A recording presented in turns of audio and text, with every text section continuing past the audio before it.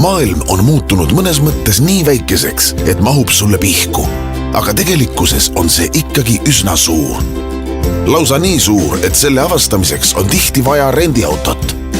Et sind ei tabaks auto rentimisel ja tagastamisel mõni ebameeldiv ja kulukas üllatus, on siin reaalsest elust mõned näited, mille eest mõned autorendifirmad klientidelt lisaraha kasseerivad. 163 eurot lisakindlustuse eest, mille olemasolust sa ei olnud teadlik. 212 eurot ja 99 senti auto 30 minutit hilisema tagastuse pärast. Väidetavalt uue päeva renditasu.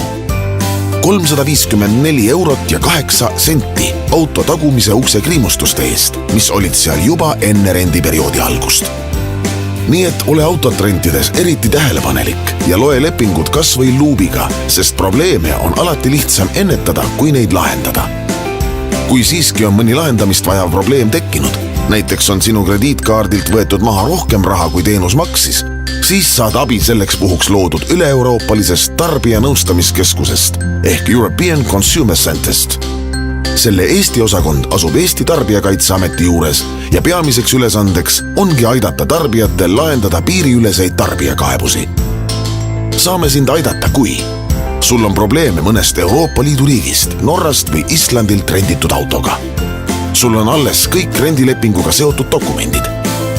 Sa oled juba võtnud kirjalikult ühendust tehingu teise poolega ja andnud talle võimaluse probleemi lahendamiseks. Kui need tingimused on täidetud, siis võta ühendust ECC Eesti osakonnaga.